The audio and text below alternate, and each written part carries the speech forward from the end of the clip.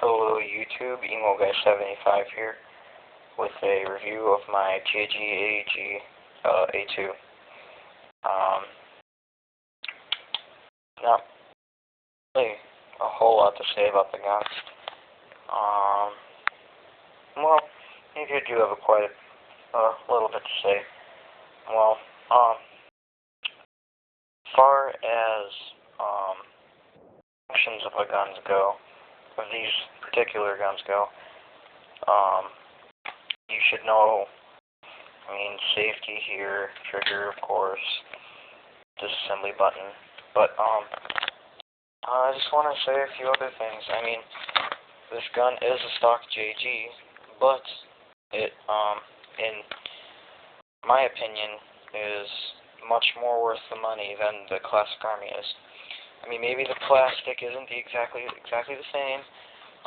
There is a seam line on the stock that I didn't see on the CA.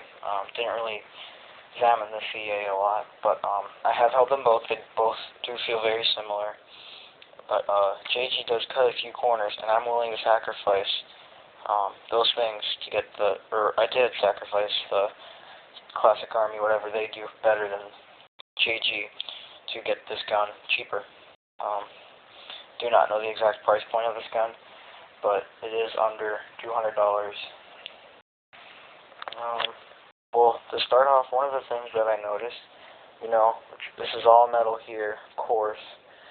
Basically, this upper half of the top left-hand receiver. And then all this is polymer, ABS plastic, of course. But, the handguard, of course it's plastic. The pin is attached to, I don't know if that's plastic or not, it might be. But, there it is folded, but it's not really locked in. I could just push it down. It's not going anywhere, but it does wobble. There is a seam line, but I don't care, and as long as you're not, carrying this thing by it, you're not really going to notice it. There, the gas tube, supposed to be able to turn something on it. Don't exactly know what or how. Directions aren't really specific. Well, take off the barrel, pull the charging handle back.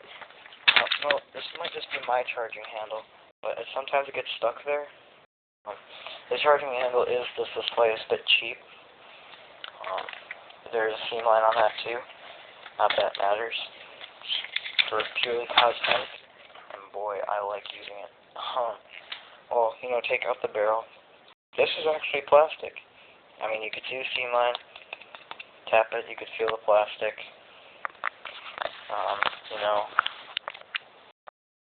So the inner outer barrel is plastic, although it's sturdy, and for what it's worth, should not affect the performance of the gun at all. This is an M16 length barrel, however, the inner barrel is only okay, because this is stock. Plan on upgrading it to some type bore, don't know exactly what yet. Well, flash hider comes off, there's a little Allen key at the bottom. I think it's a 1.5mm, and it's 14mm counterclockwise threads, just like almost any other airsoft gun that uses threads. I know some have clockwise and some have 16mm.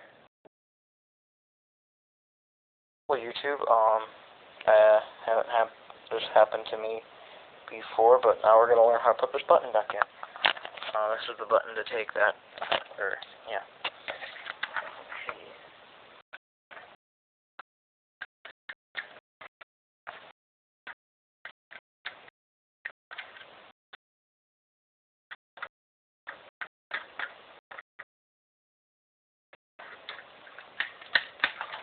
Alright, well, it's all well and good, YouTube. This little part just unscrews, and then the button came out. It's very easy to put back in. I highly suggest you make sure that's tight and snug before a game, or before a scrimmer, so it doesn't come out during the skirmish. Well, I'll just take the receiver out to show you the charging handle assembly.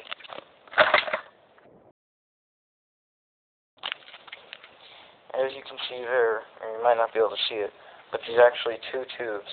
The first one ends about here.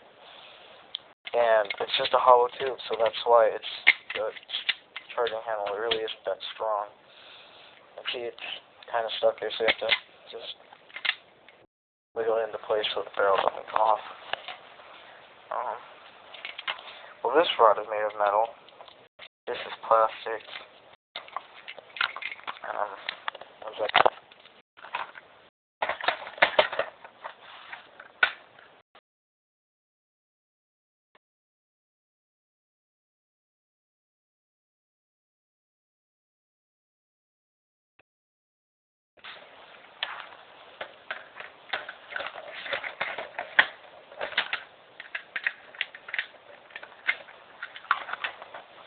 Alright, well, yeah. Mine actually came with some weird thing. It won't fire semi-auto all the time. It'll get like 1 or 2 shots, and then it won't. It sounds like the gearbox is locking up or disengaging. But, I'm gonna get that fixed soon. Sling point right here. An odd place for the front sling point. Don't see me using that. I mean, this gun is heavier than my M4, I believe, but, it's still very manageable. And here, have your ejector port, real steel. Of course, that's just a hop-up unit it only exposes the hop-up unit for this airsoft version. You can buy extra covers and stuff. The battery compartment's back here. Just take the plate off. There's room for an 8.4 mini. An 8.4 mini only. I've heard of using a 9.6 nunchuck. Haven't tried it yet, as I don't have a nunchuck with me. The only batteries I have is a 9.6 mini, an 8.4 mini, and a bunch of lipos. Other than that, I mean, you have your magazine release, of course. Oh, one thing to note about the magazine. This isn't the magazine that comes with it. It's an Echo 1 high cap. Feeds flawlessly. I haven't had any feed problems. And overall, I think it looks better than the stock the JG high cap that it comes with. It's more transparent. Well, it is transparent, and just looks a lot more like the real AUG magazine.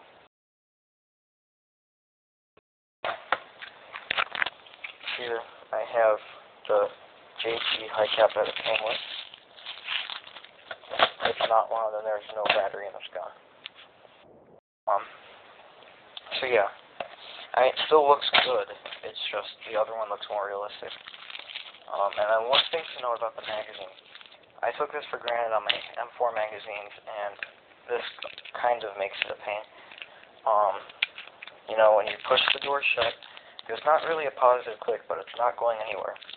But at least on this magazine, when you pull it open, this can just go anywhere, the little door. And that kind of makes it a pain to load. Especially when you're just pouring BBs into it. But other than that, they're good magazines. I believe they're 330 rounds. There's your fake indicators, 10, 20, and 30 for the real steel. Can't really see the 10, though, when it's in the gun. Other than that, this gun shoots 380 stock, so it's pretty close to some field limits here. Not really going to upgrade the gearbox unless something breaks on me. Or I might be doing some durability upgrades, because it does come stock with nylon bushings. And then here, standard rail. One thing to note about the rail, though, it is 20mm standard weaver rail.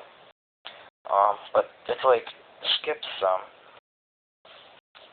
Luckily my scope that I have, it's a Leapers 3 to 9 by 50mm, all this fun stuff, tips on there. But you just keep that in mind. So you might want to, if you have a scope that you're going to be using for multiple guns, try mounting it on this first, so you definitely have the scope rings in the right spot.